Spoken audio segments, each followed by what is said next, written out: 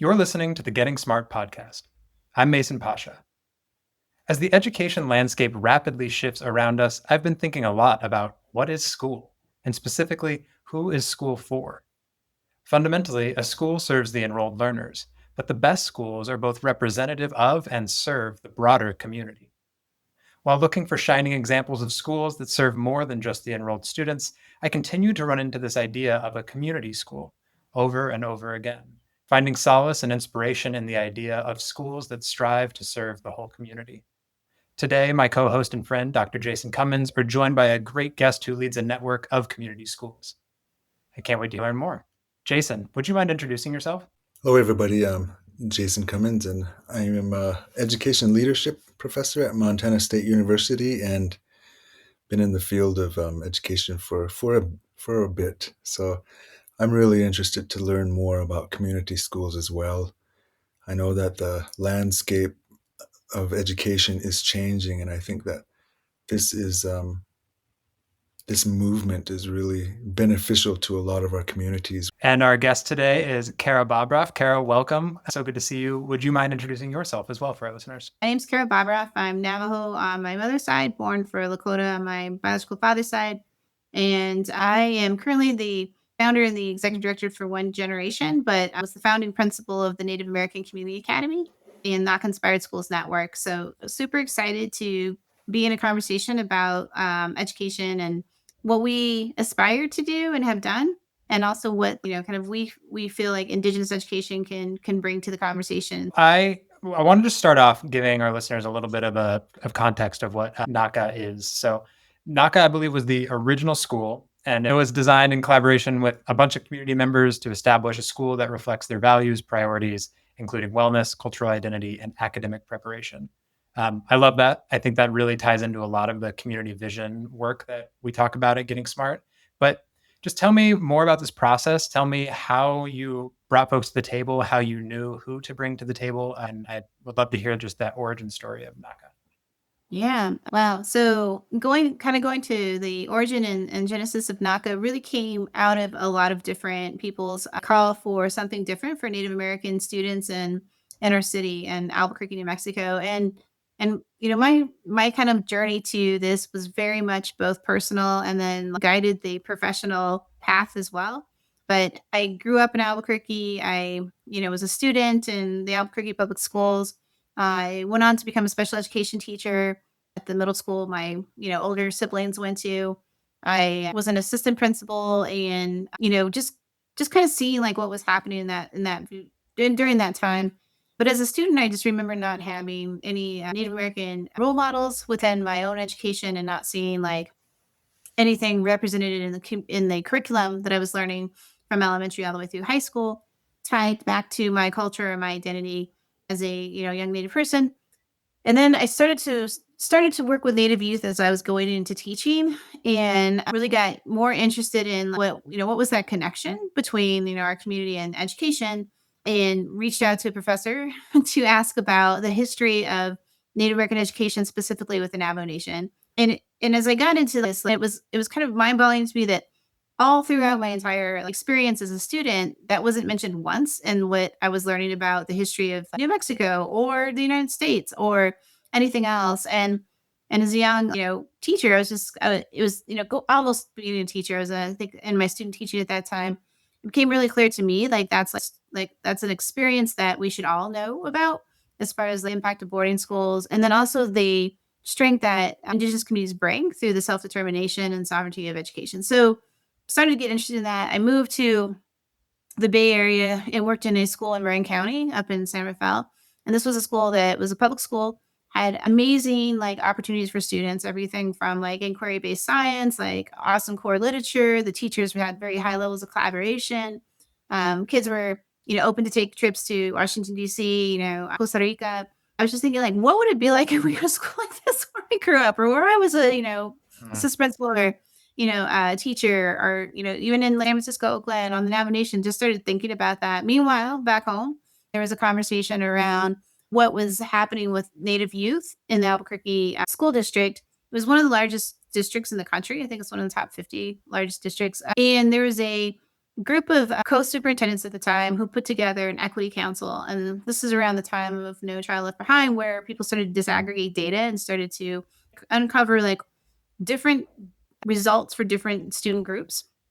And part of that, they saw that, however, there was this like, vibrant Native population within the school district. They had the outcomes that you would see that were probably disproportionately lower than that of their peers.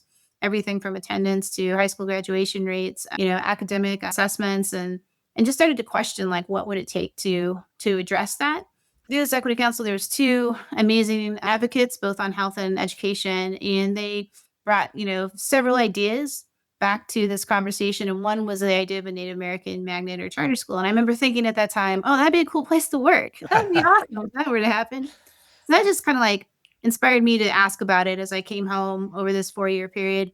I ended up moving to the Shiprock area on my way back into New Mexico. And it served as a principal, as my first principalship on the Navajo Nation in a very small community called Newcomb, in a pretty like geographically and diverse, I guess, large school district. 8% of the students were Navajo on the Navajo Nation. And I kind of saw the opposite of what I experienced in Marin, where it was very community like, responsive to parents, like a lot of opportunities. And it was very much not that. There wasn't a lot of opportunities for the students' culture, families, innovation within the school. And I started to question at that time, what's going on here? I started to read a lot of what this generation of women who, came into education and pursued their, doctorates, and different folks who started to write about Native American education, Indigenous education. And, the thing that I took away from those readings was really like, Native students will do better when their community is in part of the school, and when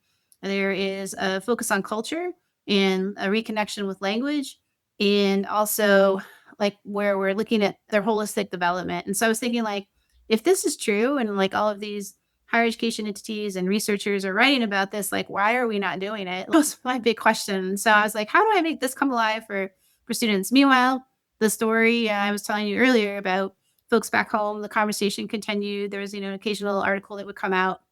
And so eventually my path led back to Albuquerque, as I had attended when I left to California, and just kind of re-engage the superintendent, like, what's going on with this idea for a Native American magnet or charter school. And really her response was like, we have people who are interested, but nothing has really happened yet. So I think like that like journey away and coming back for me was one where when I left, I would have been happy going back into the school I taught at and went to as a principal, or working anywhere in our school district, but really could not let go of the idea and started to talk to different people about it instead of just going right back into a regular kind of traditional model of education. And when I talked to a couple of women, I said, like, here's this idea. Like, what do you guys think about it? And they're like, we need to do it. Let's do it. I'm like, okay. I talked to my family. This should not be like one person's like idea. And I think the charter school movement at that time was very much find the, single leader who has the best idea on how to change education, Right. take that idea and have it go across 100 different places with a playbook that you can just like implement, and students will receive it. And I mean, and that idea is not too far off from what like an institution of education has been. Literally decided to not go back into traditional principal role or all the different things, and spent that time for the first time since kindergarten being outside of traditional like model of education and being in community in a role of having these dialogues and conversations as a principal really helped me see things in a very different light. And really what we did is to talk to individuals and bring people together collectively around a few central questions. Like, it didn't make sense to do a magnet school for just like operational reasons and structural reasons. It really was like, how can we do this as a collaborative charter where we have support from our local district, but we have like blank slate to create a vision of what was possible. So really it was like, kind of what is the interest of people coming together? What was some positive, things we could point to that were good for Native American students and families that we had experienced, whether we were educators, families, different people in like the mental health and like behavioral health and other economic, sectors as well. What are some things that we know haven't worked? And how do we keep ourselves from making like the same mistakes that we have, replicated in the past? And then the last question to me was not the most important, but the one that really helped center around the mission that you just shared, Mason, was that what's the single most important thing we need to keep in mind as we create this school and move forward. So I started working with, Indigenous women group. I started to go to the, law school, like the med school, like the higher education entities in our city. I started to work with like the chambers of, Native American Chamber of Commerce, Native Public Cultural Center, students who had stopped out of school who are going back in and trying to understand that journey. And three things that came out of that were universal across all of these conversations, grounded in this experience, because we all shared our personal experiences, which was at times really tough to hear and also at times very true. Like my school did A, B, and C, and this is the reason why I felt this way. Like my counselor never said I could do this, but said I could do that. Right. So anyway, all these different things that kind of came together. When I was in Marin, it was like not a question of whether you're going to go to college. It was like what college you're going to go to. And so thinking about that and just what that might look like for students. The second was looking at students' overall identity. And that came out of a conversation around a lot of Native students in an urban setting may have grown up in Albuquerque like myself and not have actually grown up in their home community.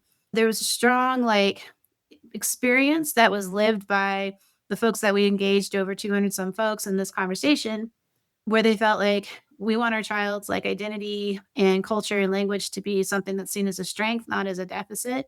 And we also want people to be able to explore that in whatever way a young person wants to. So it's their interest, where they're from, and then having that holistic reconnection be part of the school's priorities and structure and design. And then the last is looking at holistic wellness. That's really the foundation of the school, is that thinking of our work around students' intellectual development and wellness, physical health and wellness, social and emotional, and then intentional connection to their community and spirituality, not religiosity. So when you take those three things together, that became the Venn diagram for how we do our work. So if you're a teacher, a program director, those three things need to be constant in everything that you're doing, in building learning experiences for students and with students. So the mission of the school was that we were engaging our community to create a school that supported students from adolescence at that time. Now it's early learning all the way to adulthood and all aspects of who they are. So they're actively prepared for college, secure in their identity, and healthy. And that came from all of those different conversations, all of the things that people said.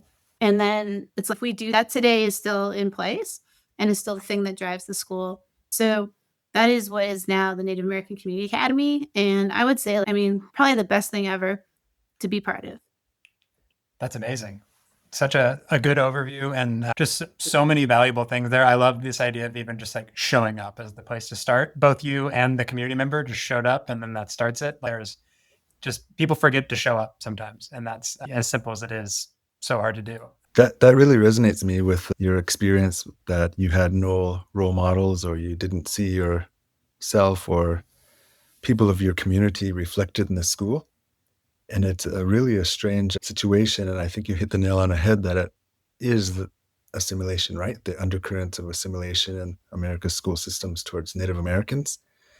So I really like how you shared that and can identify. I went to a school in the middle of our reservation with 98% Native enrolled, but we had no reflection of ourselves in the school system. So it always felt like school wasn't for us. And then you mentioned that the NACA is a school outside of the traditional model. What does that mean? So it was outside of the existing school district, but in collaboration. So at that time, there is kind of two things that passed in our state. One was that our state had passed a charter school law, but the charter school law was really intended for innovation. And some of the first charters in our state were started as part of traditional high schools, comprehensive high schools within what you would see as a district. And then the other kind of aspect of it, when we started the conversations with the superintendents at the time around the Native American Community Academy, there was a clause in there about starting a collaborative charter school where a superintendent and community could collaborate together to create something that maybe the district couldn't provide or wasn't addressing. The equity conversation kind of spurred that. As we're not doing well with our Native American students, what do we need? How do we be of support, but kind of get out of the way for you all to create whatever it is you need to see and envision in the school? The other thing is that we have an Indian Education Act in New Mexico that laid out kind of a vision and blueprint for Native students around the components that I kind of shared. Not all of them are, we didn't look at that to create the school mission and vision. That came from the community, but that supported the idea of having something specific and distinct to Native students. And I think the other thing I would say is like the collaboration also gave so much autonomy so that we really could think about what does the day look like from, the time to what we teach. I remember in the first year, like hiring our first group of teachers, we had 112 people apply for, I think, 9 positions. There was 12 total positions on staff, and we started with about 90 students, 6th and 7th graders in that first group of families. And there's still some of those families that are still like actually like working at the school today. And I remember hiring the teachers and I was like, well, I just want you to know, like, there's not a textbook that you can pick up that you can just like have an Indigenous education. Okay, this is what I'm going to teach from. And here's like the materials that go with it and the resources. And, that doesn't exist.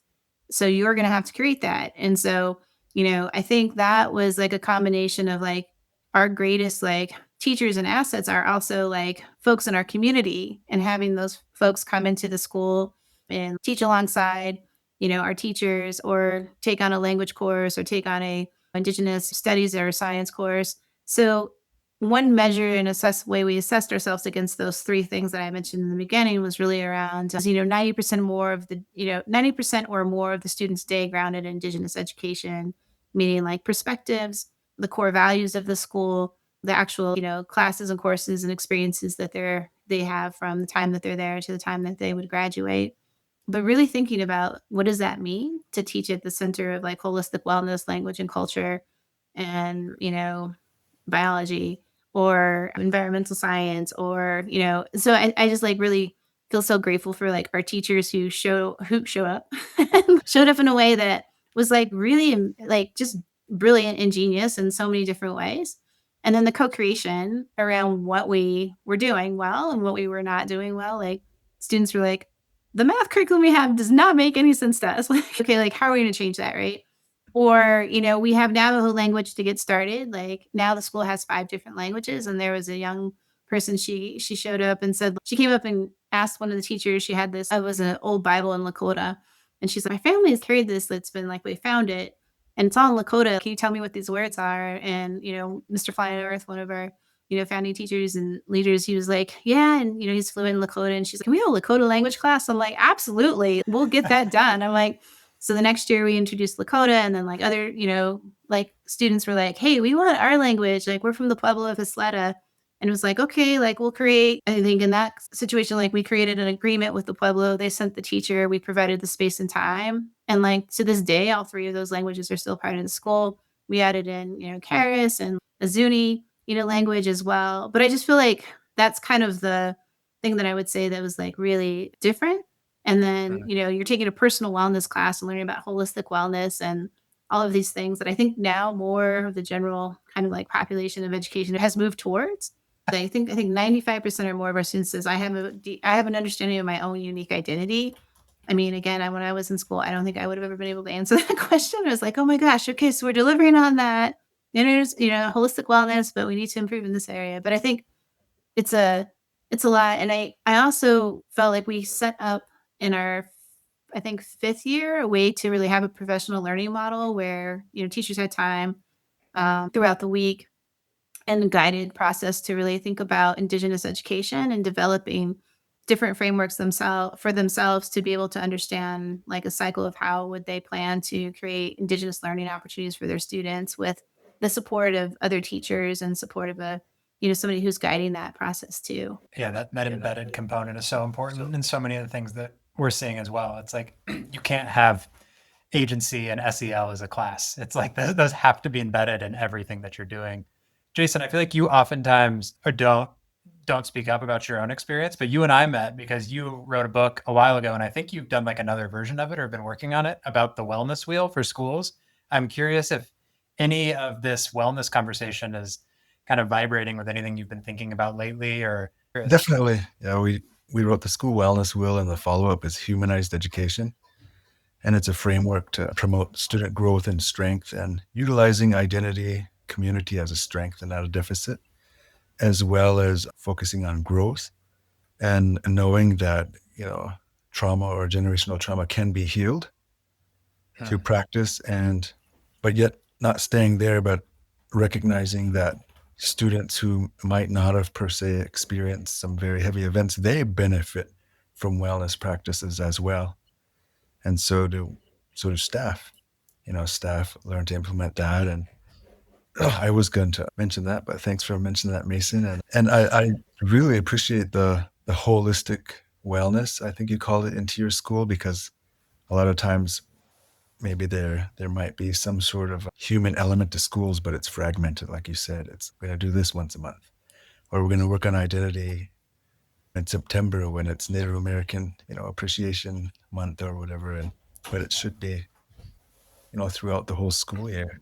And what does that look like? What are some of the holistic wellness practices in your curriculum? Can you speak to that? Yeah. I think it started with the NACA Wellness Wheel, and it's literally a reflective tool where our advisors put together kind of like the first iteration of it. It's like 0 to 10, where you can say like, how are you feeling about your intellectual, what you're learning, how your, school experiences, your own nutrition, like thinking about like empowerment and understanding like your locus of control, like what's within like your locus, and life fulfillment is a question on there, like your relationships and kinship, and understanding like kinship is a different concept for Native communities and Indigenous people around like your family and how you think of your family, and really for students to reflect and staff on those things. And then literally physical. I worked with our advisory. I had the advisory for the first 6 years of the school until they graduated. They were seventh graders who started with us, and so every week we would kind of like focus on this wellness wheel and talk from that and talk about what our aspirations were and things like that. So it was embedded into a process in relationship with one another, and then also through our student led conferences and demos. And then there was more the teachers that utilized the wellness wheel also within their own courses. So it would show up in a Navajo language class in alignment with the idea of the four different, sacred mountains and life cycle of what that meant in a cultural context, specifically in that class. In our personal wellness class, just kind of like using that as the curriculum, like framework for everything that could take, course through that, identifying how both like holistic wellness and the core values of the school would show up in the Native American Studies or Indigenous Literature course, or in science. So it's really fully integrated into what it is the teachers are developing, and they can go deep into something as they're covering another concept or content or building knowledge, and they can also like veer out as well. But it was something that I think our students are very much aware of and grounded in as our parents, started to impact like policy as well around we don't want fast food in the school. We don't want like sugary drinks. Right. I think it was our second year where it was like, the teachers were like, well, if the students can't have these things, does that mean us too? And I was like, yeah. This is like one of those moments where you're in a staff meeting, you're like looking at the person's face, and my answer is going to be yes. So it was like, yeah, like we can, drink water. It's good for you, and have healthy food. We have that integrated, model of growing food and then bringing that into the concepts of using literature and science together, just around, students learning and having a truly integrated kind of approach to learning. So all of those things, I think if we're asking, our students to do this, we need to be role models for that. And it's also good, right? So I think there's those things. So it shows up in a lot of different ways, but it's definitely one aspect of like our school that I was always am really excited about, and have carried on throughout all of the other things that I have been, connected to. And I feel like it is the foundation like of life, right? So kind of how it shows up. Definitely, I can see the integration, because how many times in schools, and I'm guilty of it as well, where we'll teach nutrition class, but our school lunch is not nutritious. Kara, I love what you're saying. Like it's you've built this incredible school, and you've helped build this incredible school. So much of its success is rooted in its ability to be responsive to the people it serves in the community.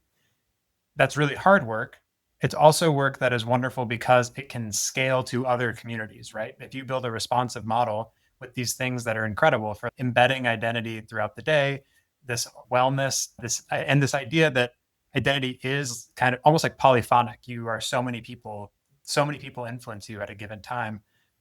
I would love to get into some of the broader ecosystem work of what you're doing, because that's some incredible work as well.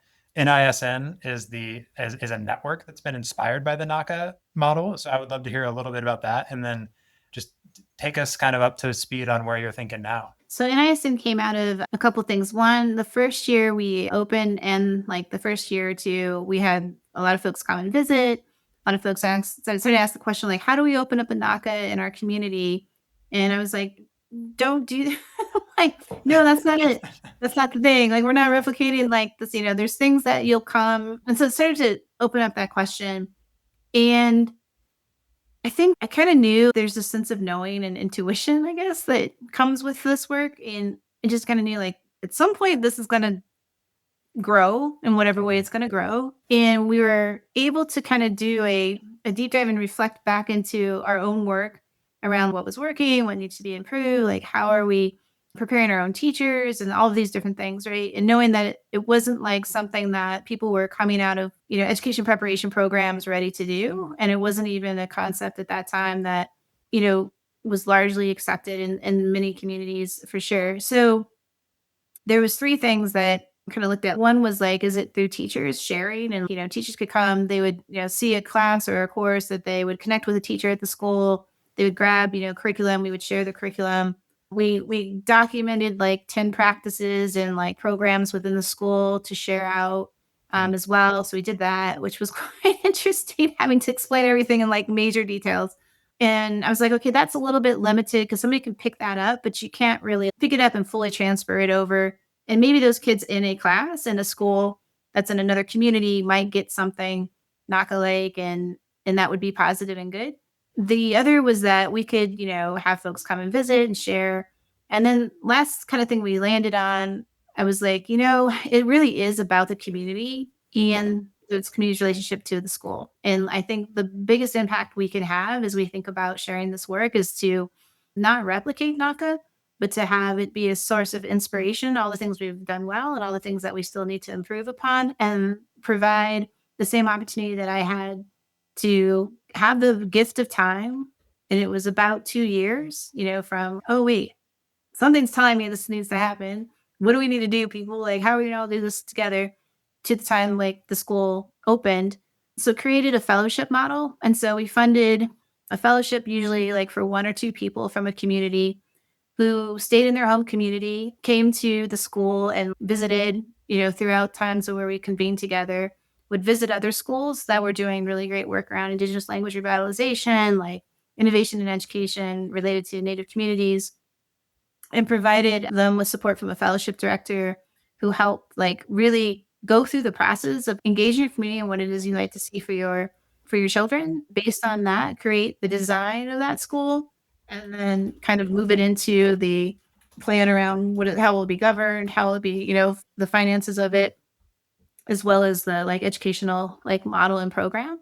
And so there's approximately, I think right now, I want to say 13 schools in 5 different states that have gone through this process. We have a couple fellows, and there's some staff are in Albuquerque. Most of the staff are connected to, have come out of NACA that it's as teachers and are working at the network now. Ideally having folks in these different schools share their learning with one another and also share what they have done really, really well. And my hope is always like, I want them to be like really amazing models of Indigenous education. And what if all of these schools had that same like sustainability and love and care for, kids through what they see as like the values around Indigenous education for them, and they're connected. At some point, these kids can be connected.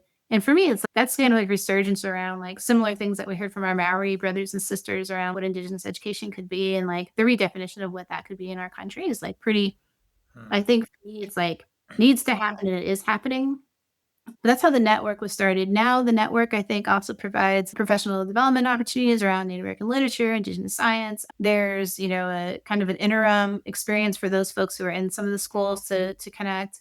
And they are all different forms, like everything from a charter school to a community-based, like, Indigenous language, immersion schools, to somebody who transitioned a BIE run school to be tribally controlled. So just different models when it comes to, the I guess that, frame of education, but all of it is based on, like, the conversations they had with their communities. There's some loose, like, ideas around holistic wellness, thinking about, identity, culture and language, and some of these, like, commitments that we have to seeing, like, community transformation is a center Mm. aspect piece and aspect of the work that folks are oriented towards. But then it's kind of like you start to just learn from one another and create the mission and vision from there. You've done a distinction, I think, 2 times now between an innovative school and then an innovative Indigenous school, as this almost like both within the charter framework at the beginning and then just sort of just now as you were talking about what you all sought to be.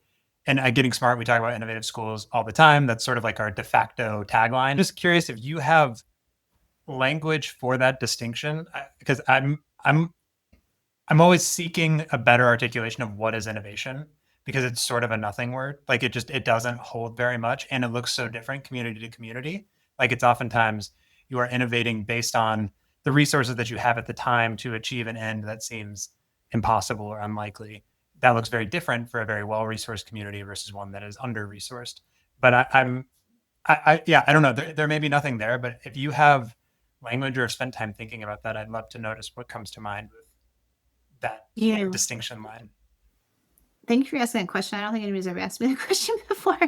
But I was thinking about it. To me, it's the reconnection to what we already know based on seamless learning within our natural way of being in an environment. So before there was an institution of education, Indigenous communities were aligned and are aligned still to things that appear like just seamlessly, like from fall to winter to spring to summer, how we're brought into the world, our like how we grow through our childhood into adolescence, into early adulthood, into becoming an elder. Like all of those things were how we lived.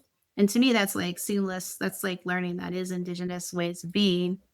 And when the institution of education interrupted that, it's like there's always this drawback as individuals and as a collective to what we know once was. We can't really create what was once in place, but we can get to the place as close as we possibly can. And I think a Mhm. lot of the educators and students have done that through doing things that are connected to land, like putting together, different types of schools, if you want to call them self-determined or sovereign, models of education. So I think in my sense, like there's like a reconnection piece, and then there's the Definitely. innovation is the creation of that, and then the Mhm. embodiment of it. So to me, it's like a creation of what is the embodiment of a collective vision and a collective Mhm. sense of knowing. That sounds more congruent with reality and the ecosystem, just how reality is. Everything's connected. Whereas we identify with that. Whereas the Western educational system sometimes creates disconnect even between disciplines. Mhm. Music, science, math. But within an Indigenous worldview, those disciplines are not separate. Healing and art and music are, there's very deep interconnection there. So thanks for sharing that. Yeah. What's next for you? I think we're coming to an end. I would love to hear, what are you working on now? I saw some stuff about One Generation. Tell me what that Yeah. is. Yeah. Yeah. So I think that it's the place where one generation is really the continuation of all of the things that have come from NACA, and the sense that it was really clear when I was leading NACA and then starting like NISN that I've always had to recreate and build the thing to center Indigenous, ways of being in Indigenous knowledge, Indigenous values, and learning. And it's to further that ecosystem. So when I look out at the broader kind of like education, when you think about H3, when you think about, innovation in education, there's all of these different organizations and entities and things that exist, and people are creating them. And my sense was like, I was always like, okay, like we can use like an AmeriCorps Vista program, but we need to NACA-ize it. And folks were like, everybody on our staff were like, oh, okay, cool. Yeah, we'll NACA-ize that thing, right? And make it like relevant to what it is we're trying to do. We co-created Growing Educators for Native American Communities called GNOC with a community college here. So we could get all of these amazing teachers who showed up who weren't coming out of education preparation programs certified because they needed a certification to teach in a publicly funded charter school. And so we created a cohort of 35, educators. And some of these folks know more about life in the world. I'm like, I want our kids to have you as their teacher. And so whatever we need to do to make that happen, like I'll build the thing that makes that okay for that to happen. Same with the fellowship and leaders, and thinking of like leaders of schools and being community members, not because they have a principal certification. Maybe they're teamed up with somebody who does, but because they are like, folks who can see like what it is that needs to happen in that sense. So like One Generation is like a place for folks to bring that like understanding and passion and also to know I can create something like this. I didn't know there was an opportunity to do that. And then we also support in similar ways, like with schools, but like entities like the Indigenous Farm Hub came out of that. And the idea of like, how do we get healthy food to students and families? So if somebody wanted to reach out to ask how they could support your network, or maybe even want a training or just to connect and learn more, how could they do that? Yeah, I think you can reach out to the school itself. So it's nacaschool.org. NACASCHOOL.org is the website, and you'll find some information there. You can reach out to, let's see, the NACA Inspired Schools Network.org as well. And then you can reach out to our folks at One Generation as well. And I didn't mention this about the name. I was in this role at the state for a bit. Our tribes and pueblos and nations say, we want language to be revitalized, and we're looking at education to do that. And I'm thinking, oh my God, that is such a big thing. And the more I learned about, it's, by 2050, there's might be 23 indigenous languages in a healthy state within our communities. And thinking about this idea, if you can get One Generation to revitalize and start speaking the language, it'll, continue on. And so that also kind of speaks to the reason for that acronym, and also OG, thinking about, but what do we need to do and the urgency around that too. So really heavily focused on that moving forward. Amazing. Well, thank you both so much for your time today. Thanks so much. It was great to meet you, and I hope we can connect again soon. Thanks for tuning in to the Getting Smart podcast today. We want this podcast to be actionable, insightful, and a great way to learn about what's next in learning. In order to stay on the cutting edge, we need people in the field to tell us what they're hearing, what they're wanting, and what they're needing to learn more about. Got a topic or a guest in mind? Send your recommendations to me, Mason at gettingsmart.com. And if you like what you're hearing, don't forget to leave a review in Apple Podcasts or subscribe wherever you listen. Feel free to share the podcast on social media using the hashtag GSPodcasts. Thanks so much.